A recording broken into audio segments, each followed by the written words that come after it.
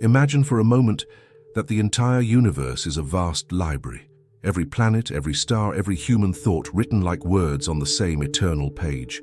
Now imagine that somewhere, hidden within that cosmic archive, lies the original book of all wisdom, a book said to contain the secrets of creation, of immortality, and of the divine order itself. That book is known as the Emerald Tablets of Thoth the Atlantean, and what they reveal was never meant for ordinary eyes.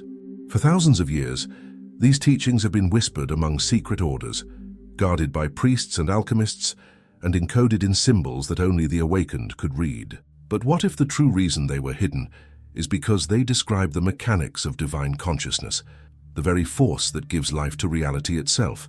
Stay until the very end, because the final revelation of this video is the most powerful of all, a truth that might completely reshape how you understand life, death, and the invisible forces guiding human destiny. Before we uncover these mysteries, remember to subscribe to the channel, leave a like, and share this video with those who seek deeper understanding. Your engagement helps this ancient knowledge reach those who are ready to awaken. Thoth, the god of wisdom, writing, and divine intelligence, was said to be not merely a mythological figure, but a living being from a civilization long before Egypt, known as Atlantis. According to the ancient texts, when Atlantis fell beneath the waves, Thoth journeyed to the land of Kem, what we now call Egypt, carrying with him the secrets of the stars and the laws that bind the universe. There, he built the Great Pyramid as a temple of initiation, a gateway between worlds. But these were no ordinary teachings. They spoke of how thought creates form, how vibration shapes reality, and how the soul, and when fully awakened, can ascend beyond the limitations of time and matter. The priests of old guarded this knowledge fiercely, because they knew that in the wrong hands it could be used to enslave rather than liberate. Modern scholars such as Dr. R.A. Schwaller de Lubitsch and Manly P. Hall have hinted that the temples of Egypt were not simply monuments to the gods, but living texts, repositories of higher consciousness encoded in stone. Every pillar, every hieroglyph, was a fragment of the cosmic code Thoth inscribed upon the earth to preserve the memory of the divine. Think about this. If reality itself is shaped by mind, then whoever masters the art of thought, the alchemy of consciousness, holds the key to creation. Could this be why the teachings of Thoth were hidden, forbidden, and suppressed throughout the ages? Were we never meant to awaken to our true creative power? The Emerald Tablets declare, "Man is a star bound to a body, until in the end he rises to light." These words reveal that humanity's true destiny is not material survival, but spiritual ascension, the return to our cosmic origin. Yet for countless centuries, humanity has been kept in the shadows, taught to believe only in the physical, the visible, the measurable. Why? Because a being who remembers their divine nature becomes ungovernable. And so, systems were built to veil the truth, to reduce the infinite into the finite, to make us forget that within us lies the same creative essence that moves the stars and births the worlds.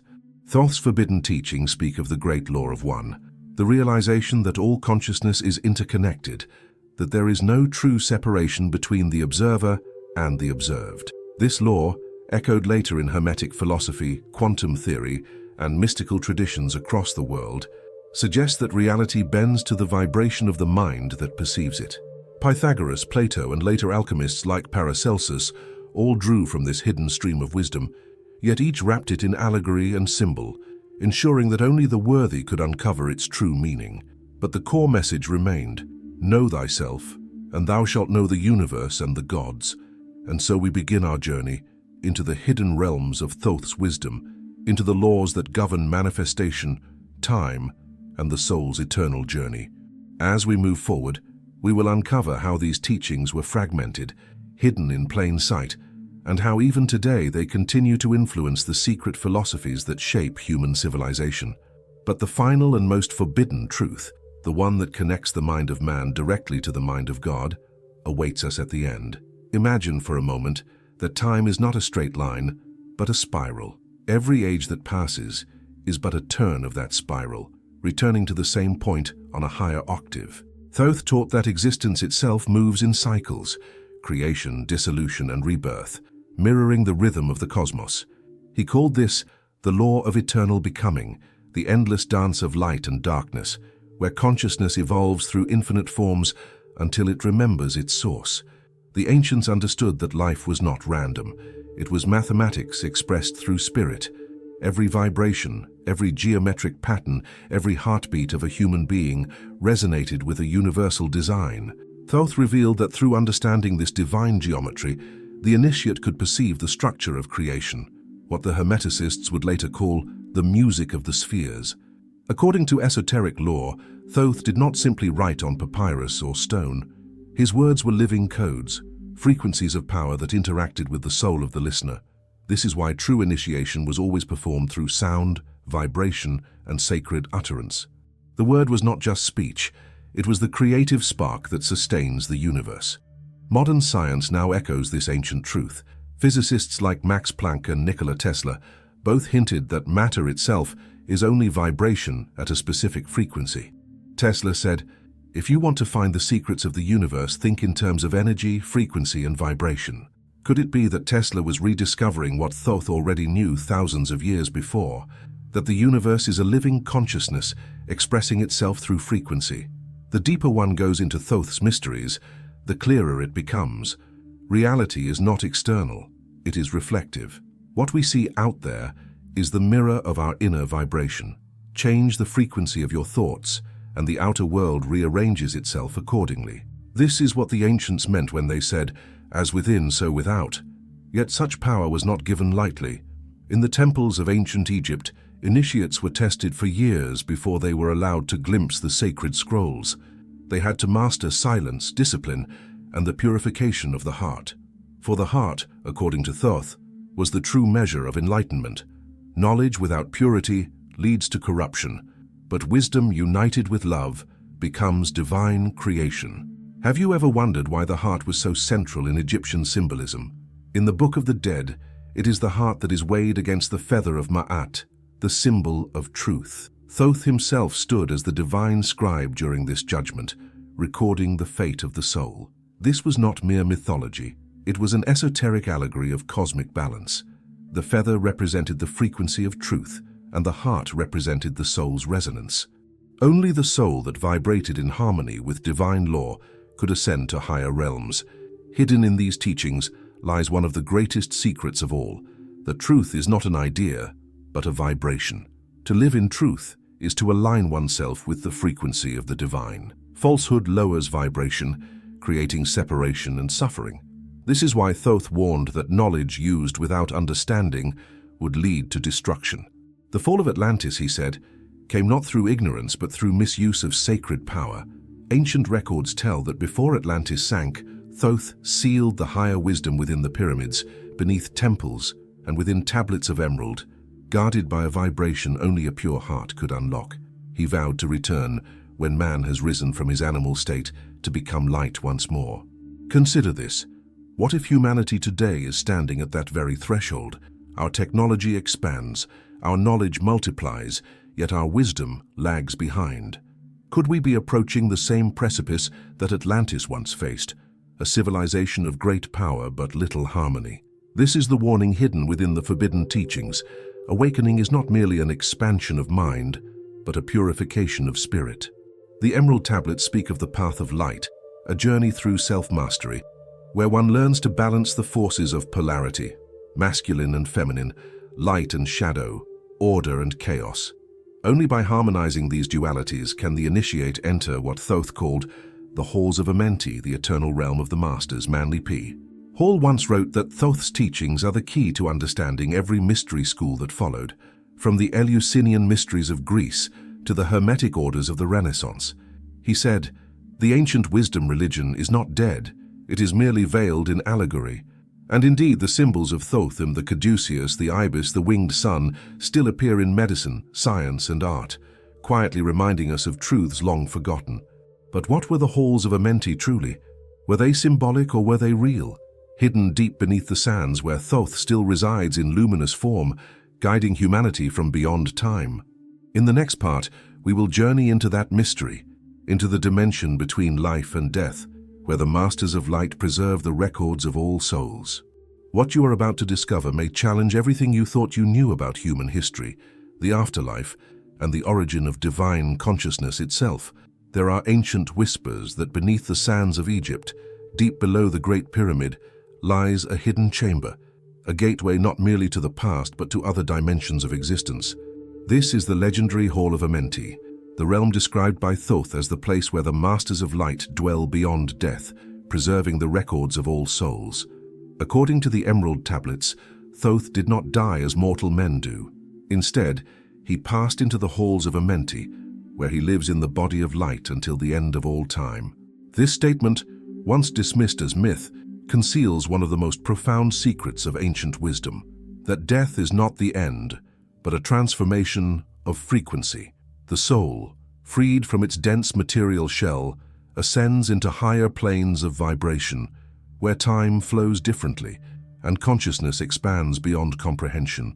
Imagine a being so advanced in understanding that he could shift between physical and ethereal worlds at will, a bridge between the divine and the human. Thoth claimed this mastery not through magic in the sense we understand it today, but through the alignment of consciousness with the universal law. He learned to vibrate in harmony with the higher octaves of existence, transcending decay and mortality. In the texts attributed to him, Thoth describes the halls as luminous chambers filled with the energy of the One Light, the source of all creation. Within these halls, great beings known as the Lords of Amenti maintain the balance of the cosmos, recording the story of every soul's journey through eternity. This idea resonates with traditions found across the world, from the Akashic records of the East to the celestial tablets mentioned in Mesopotamian myths. Could these be different names for the same divine archive? What if the legends of Thoth are not metaphors, but encrypted accounts of real, multi-dimensional experiences, journeys of consciousness that modern science is only beginning to glimpse through studies of near-death experiences, quantum entanglement, and the nature of information itself? Physicist Erwin Laszlo once proposed that the universe is a holographic information field, where everything that ever was and ever will be is eternally recorded. Is this not the same truth Thoth inscribed into his Emerald Tablets eons ago? If so, the Halls of Amenti may not lie beneath the earth, but within the fabric of reality itself, a realm accessible to those who awaken the inner frequency of divine memory. Thoth's true temple is not built of stone but of consciousness. It is entered not by walking but by awakening. The teachings describe a process called the great work of the soul, the path by which one refines their energy body until it becomes radiant enough to traverse the planes of light. Through deep meditation, disciplined thought, and alignment with cosmic law, the initiate begins to remember their eternal nature. Thoth called this the art of becoming the sun. This concept found echoes in Egyptian religion, where the pharaoh upon death was said to rise as Ra in the morning, becoming one with the solar deity. But this was not mere poetry, it was a spiritual formula. The sun represented divine consciousness, eternal, self-luminous and unbound by death. To become the sun meant to awaken the inner fire, the spark of divine intelligence that dwells within every soul. Think of it this way: every human being carries within them a fragment of the same light that created the stars, but through fear, ignorance, and material attachment, that light becomes veiled. The purpose of the ancient mystery schools was to remove those veils, to awaken the God within man. Yet Thoth warned that such awakening must be accompanied by purity of intent. Power without love leads only to destruction, the very fate that befell Atlantis. The Emerald Tablets speak of the sons of the morning who misused their light to dominate others, causing imbalance that brought their world to ruin. Does this not sound eerily familiar to the state of humanity today? Advanced technology, immense knowledge, and yet a collective heart still bound by greed and division. Perhaps that is why the teachings were hidden, not to keep humanity ignorant, but to protect humanity from itself, until the soul was ready to wield such wisdom responsibly. Throughout history, fragments of Thoth's knowledge resurfaced again and again, each time disguised to suit the age.